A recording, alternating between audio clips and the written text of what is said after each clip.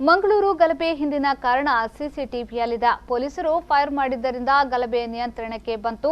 ಪೂರ್ವ ನಿಯೋಜಿತ ಕೃತ್ಯಕ್ಕೆ ಪರಿಹಾರ ಕೊಡಕ್ಕಾಗಲ್ಲ. ಪರಿಹಾರ ಯಾವತ್ತಿಗೂ ಪ್ರಚೋದನೆಯಾಗಬಾರದು. ಸಾವು ಸಾವೇ, ನಾವು ಸಾವನ್ನ ಸಂಭ್ರಮಿಸಿಲ್ಲ ಎಂದು ಸಚಿವ ಸಿಟಿ ರವಿ ಹೇಳಿದ್ರು. ಅವರು ಮೂಡಬಿದ್ರೆಯಲ್ಲಿ ಮಾಧ್ಯಮದೊಂದಿಗೆ ಪ್ರತಿಕ್ರಿಯೆ ನೀಡಿದ್ರು. ಮಂಗಳೂರು ಗಲಭೆಯ ಬಗ್ಗೆ ಬಿಡುಗಡೆಗೊಳಿಸಿದ ಸಿಸಿಟಿವಿಯಲ್ಲಿ ಯಾರು ಅಪರಾಧಿಗಳು ಅಂತ ಗೊತ್ತಾಗಿದೆ. ನಾನು ಪರಿಹಾರಕ್ಕಾಗಿ ಗಲಭೆ ಮಾಡಿದ್ದಾರೆ ಎಂದು ಹೇಳಲ್ಲ.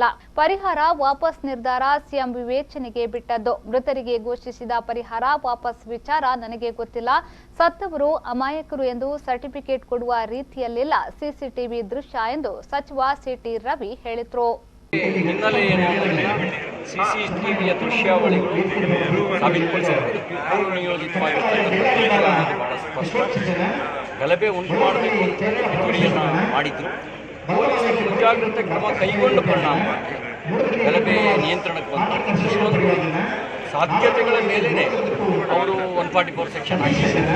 ಪೊಲೀಸ್ ಬಂದೋಬಸ್ತ್ ವ್ಯವಸ್ಥೆ ಮಾಡಿದ್ದಾರೆ. ಏನೂ ಇಲ್ಲದೆ ಇದ್ದಿದ್ರೆ ಬಹಳ ದೊಡ್ಡ ಅನಾಹುತವನ್ನು ಮಾಡ್ತಾ ಇದ್ದಾರೆ.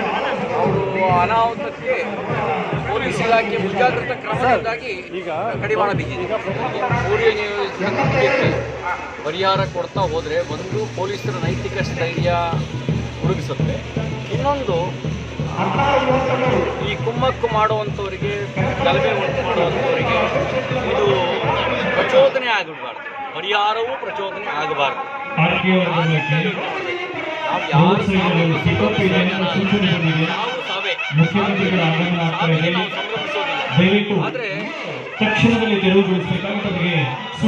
ಆದರೆ ಸಾವು ಅಂತ ಸರ್ಟಿಫಿಕೇಟ್ ಕೊಡಕ್ಕೆ ಸಾವನ್ನು ಸಂಭ್ರಮಿಸೋದಿಲ್ಲ. ಆದರೆ ಸತ್ತೋರು ಅಮಾಯಕರು ಅಂತ ಸರ್ಟಿಫಿಕೇಟ್ ಕೊಡುವ ರೀತಿಯಲ್ಲಿ ಸಿಸಿಟಿವಿಯ ದೃಶ್ಯಾವಳಿಗಳು ಹೇಳ್ತಾ ಇದ್ದೀವಿ.